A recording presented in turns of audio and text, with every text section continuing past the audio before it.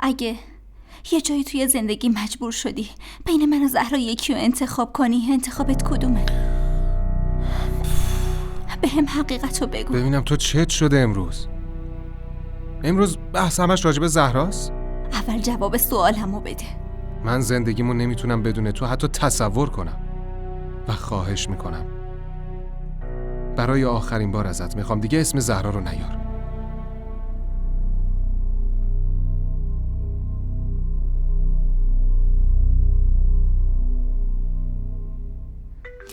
عمو جان داره زنگ میزنه، چی کار کنم؟ بابای من داره زنگ میزنه؟ آره. خب بردار زودتر جوابشو بده. الو، سلام عمو جان.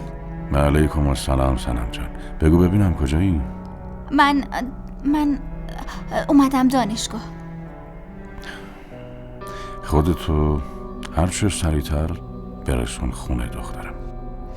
بله چشم حتما. به نظرت کی میرسی خونه سنم؟ حدوداً 20 یا 25 دقیقه دیگه اونجا. بسیار خوب، عجله کن دخترم. چشم. چی میگفت؟ میگفت هرچه سریعتر خودمو برسونم خونه. خب پس راه بیفتیم. ولی چرا به جای اینکه به من زنگ بزنه به تو زنگ از کجا زنه؟ بدونم آقا سعید؟ زود باش بریم. ولی اگه از ماجرای ما خبردار شده باشه چی؟ راه بیفت بریم ببینیم چی شده. پاشو.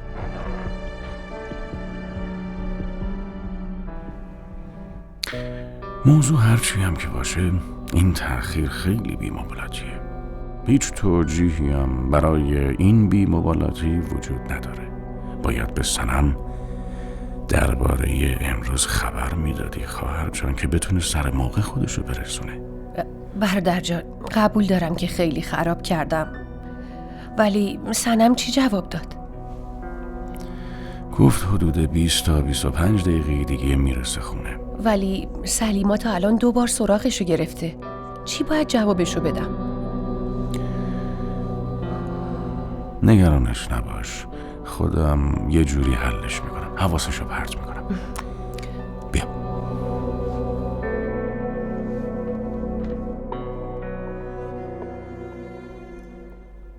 سنم چند تا خواهر و برادر داره؟ همین 2 تا بچه، سنم و یاسر. سنم که فعلا مشغول درس و دانشگاهه و یاسر هم پیش خودم کار میکنه.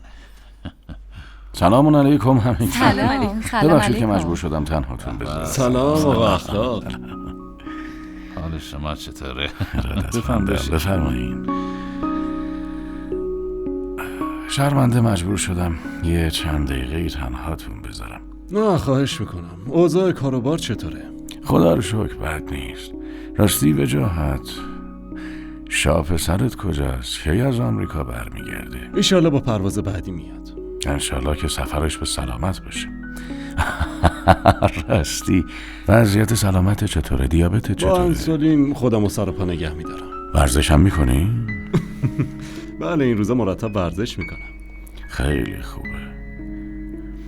برادر اخلاق چقدر دیگه باید منتظر بمونی؟ فکر کنم دیگه الان باید سنم پیداش بشه. راستش با دوستای دانشگاهش رفتن پیکنیک. شما هم یکم زود تشریف آوردین وگرنه ازش میخواستم زودتر بیاد. اینجوری خیلی هم بد نشد. وقت کردیم بیشتر با هم آشنا بشیم. بفرما سنم هم رسید. حالت چطوره؟ سلام. سلام. و علیک سلام. ماشاءالله ماشاءالله. من الان برمیگردم. ببخشید.